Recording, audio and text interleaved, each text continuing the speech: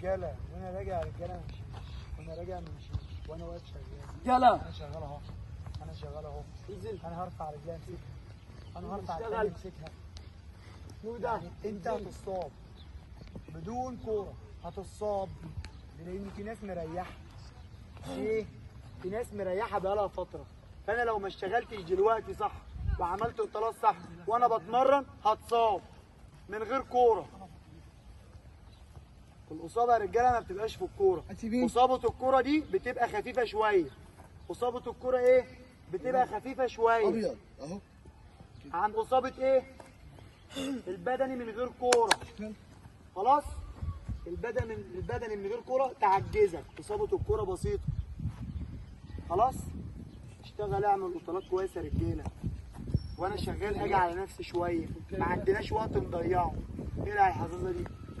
محدش يلبس حظاظه في التمرين، ما تتكلمش انجليزي. استعد.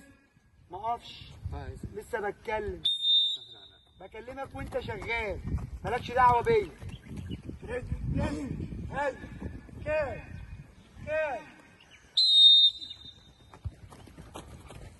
مش كل واحد يفضل يرفع لي الشورت، هتركز على الشورت ولا تركز على التمرين يا عم يوسف؟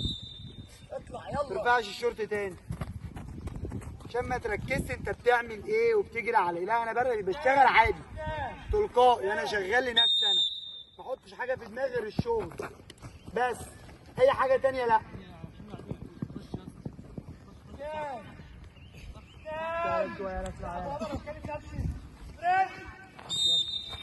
والله انا جوه، انا ما بقولش كده. تعالى ما بهزرش، مفيش يا اسطى في التمرين اسمه كابتن. يالا وانت راجع ياد ما تجريش كده، يالا اتحرك شويه زي الناس كده. ايه بقى؟ إيه لا انشف، بص تعالى على نفسك شويه وانا راجع.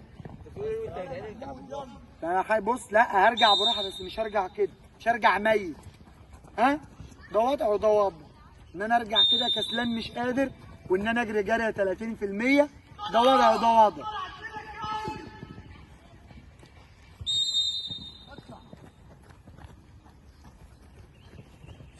شوف شويه يا عم علي اللي كل شويه تقول لي رجلي.